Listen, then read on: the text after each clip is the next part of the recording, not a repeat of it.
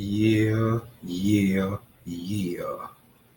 Welcome back to a special episode of Unpopular Honesty, the home of brutal honesty and real hip hop music.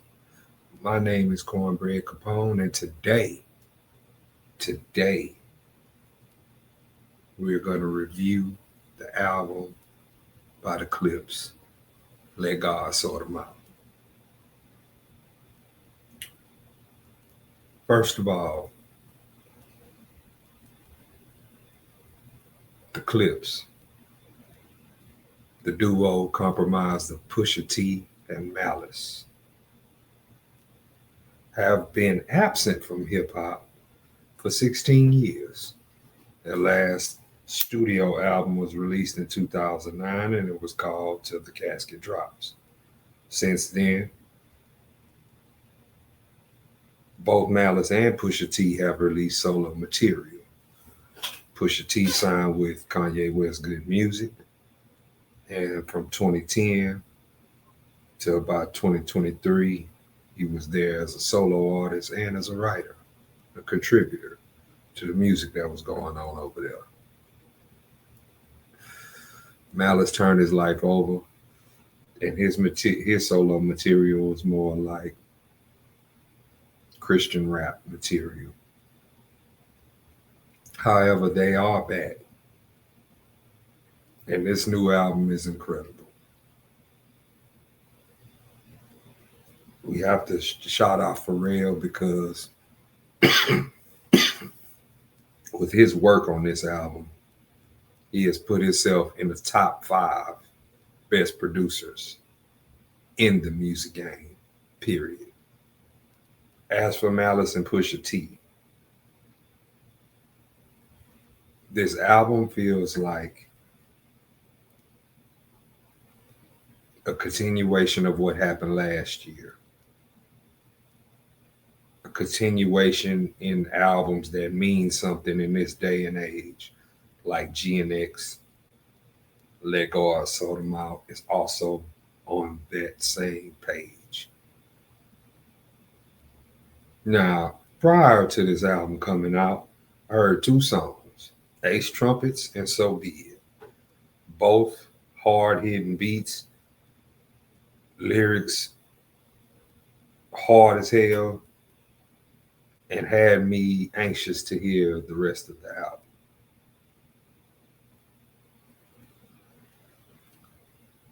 This album is not just a win for hip hop, but it also shows that if you put the faith in the music, as they say, this is what can happen.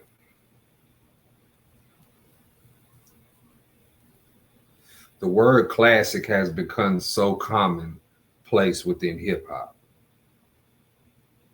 I, even myself, after listening to it I listened to this album 3 times.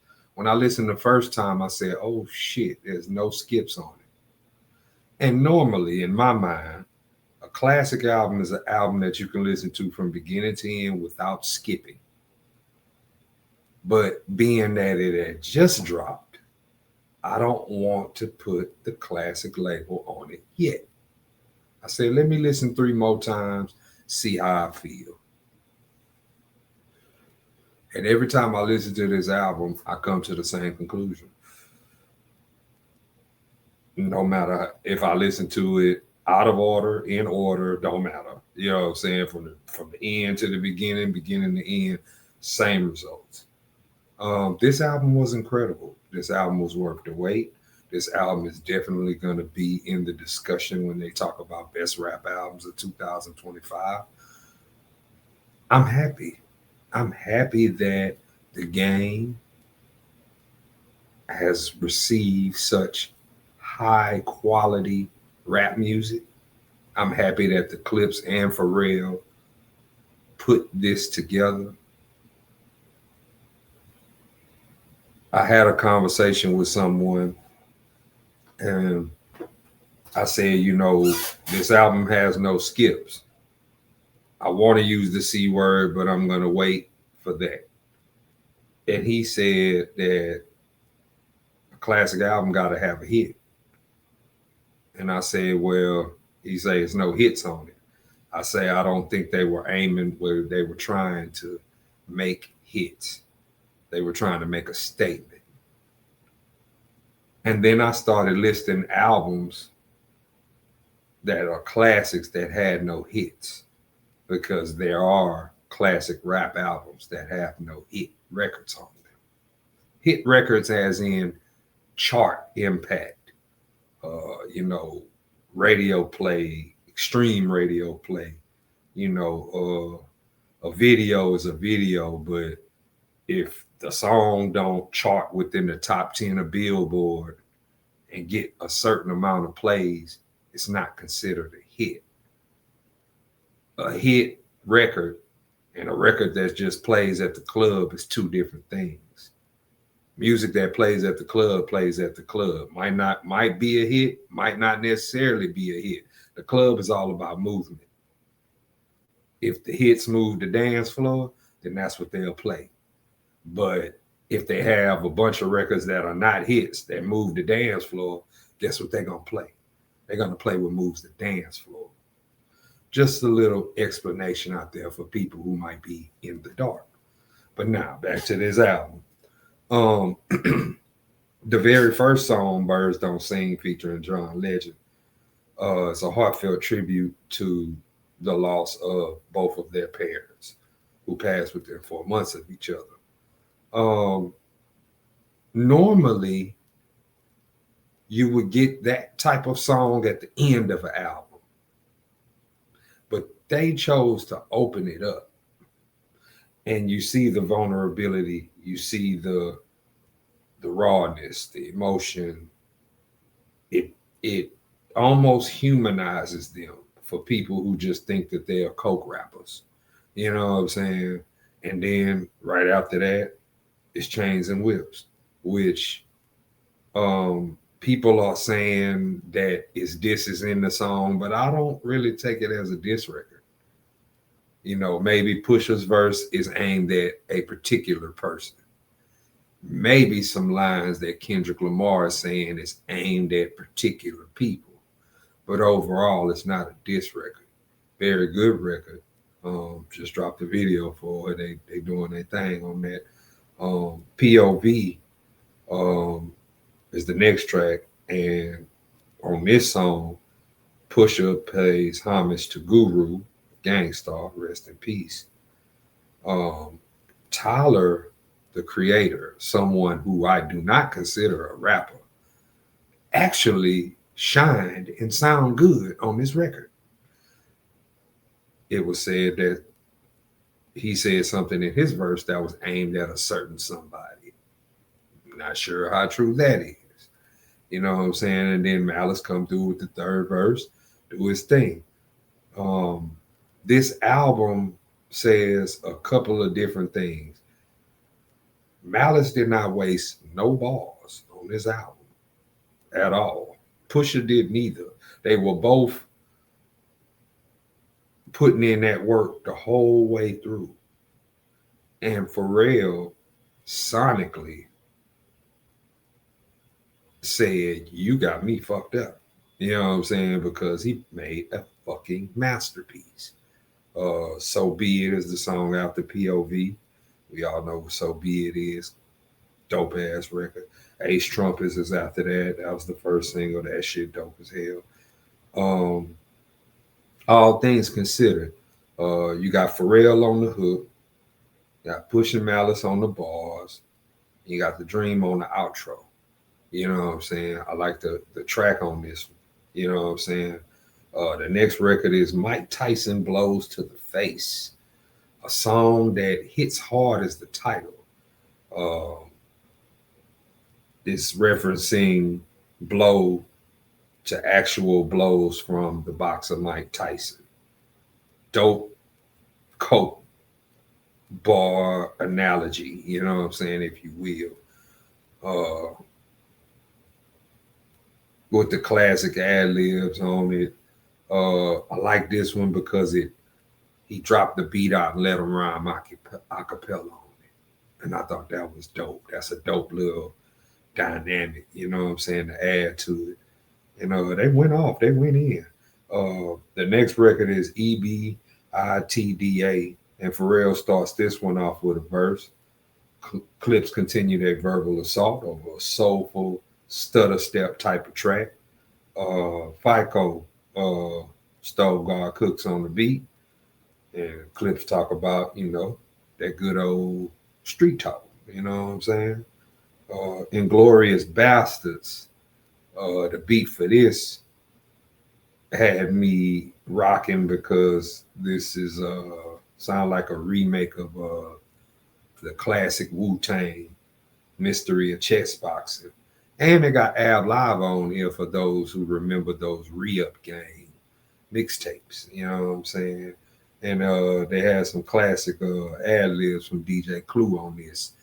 Definitely take you back, you know what I'm saying, for nostalgic purposes.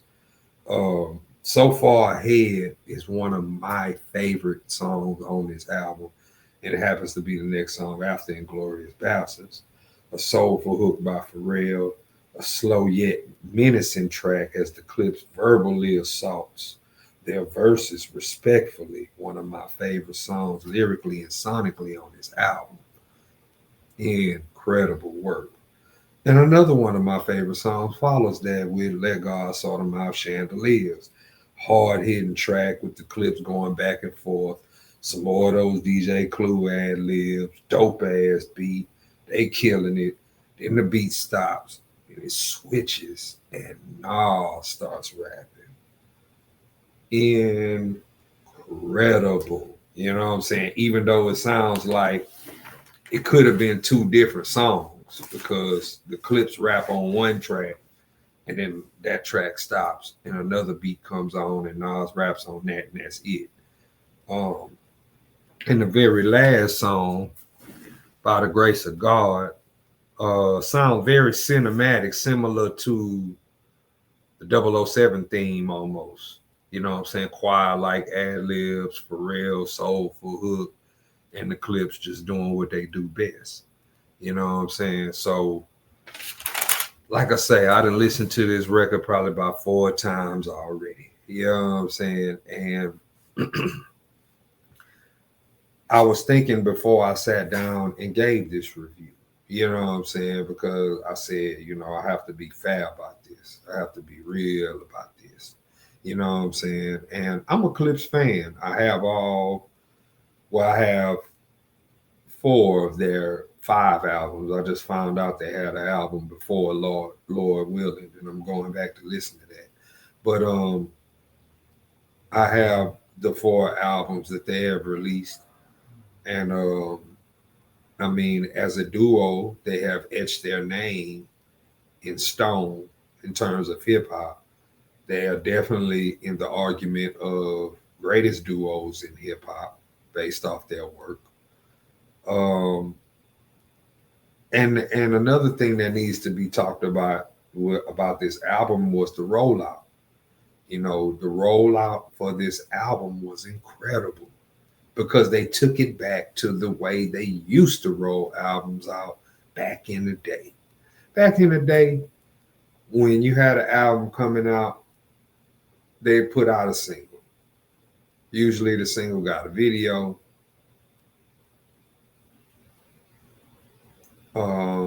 And then, you know what I'm saying, and you roll the way they rolled this album out was incredible. Incredible. I mean, they hit the publications, they hit the outlets, they hit the podcast, they hit every outlet possible and did what they were supposed to do. And it was incredible. And not only that, they delivered. The album is worthy of all the praise that it's getting. You know what I'm saying? It's worthy of all of it. You know what I'm saying? And I'd be remiss if I didn't mention the fact that Def Jam as a label dropped the ball when it comes to this. This is the type of album that would have made Def Jam look like you've had classics in different eras. You had classics in the 80s. You had classics in the 90s. You had classics in the 2000s, and you would have had a classic had they put out this album. But I'm pretty sure that the Clipse are happy that they were able to put this album out independently with the help of Roc Nation. It means a whole lot more if the artist owns their music. You know what I'm saying? Some people might not understand what I'm talking about, but I'm pretty sure, you know, them owning their music feels a whole lot better than to be signed to somebody who will own your music for 35, 40 some years until they're ready to give it back to you. This album, man, it's good enough to go by. Hell, man, this album is incredible. You know what I'm saying? And it's not, they didn't try to conform to what's in or what's popular now. They just did them. And they did it with rap. It's a few songs on there with soulful hooks. You know what I'm saying? It's light R&B compliment on this album, but it's mostly rhymes and beats. And that's what hip hop is. It's rhymes and beats. It's not all that other shit. It's not harmonizing. It's not singing. It's not auto-tune. All that other shit. None of that shit is on here. And I am proud that we have a classic album. We have a album worthy of praise and respect that is a real, true rap album. I love that. You know what I'm saying? I love it. Enough can't be said about it. You know what I'm saying? Like, they did what they were supposed to do. They understood the assignment and they got the job done. And it's really no disrespect to nobody else because we are sitting in the middle of the year and there's plenty of rap albums that have yet to come out. You know what I'm saying? It's a couple of them I'm looking forward to listening to myself. You know what I'm saying? But as for right now, as for this moment, the Clipse have it. They have released an album that is worthy of all the good praise and adoration that it is receiving. If I worked for the Source magazine and I had to review this album, I would give it 5 mics. This is classic hip hop. If you don't understand that, then you shouldn't be talking about rap music at all. You shouldn't be talking about hip hop. You should go talk about sports. You should go talk about politics. You should go talk about paint, maybe home and gardening. I don't know. Go talk about something else. For those who understand, for those who get it, they appreciate it. They love it. They enjoy it. Shout out to the Clipse. Shout out to Pharrell for putting out quality hip hop music in 2025. And if you haven't heard Let God Sort Them Out, go listen to it. And on that note, man, I'd like to thank y'all for watching. Please don't forget to like, share, comment, and subscribe to the channel. You know what I'm saying? And we will be back. You know what I'm saying? As soon as they got some quality hip hop for me to review, I definitely will be on deck. Can't wait for that. As always, everybody, peace and love. That's what the world needs.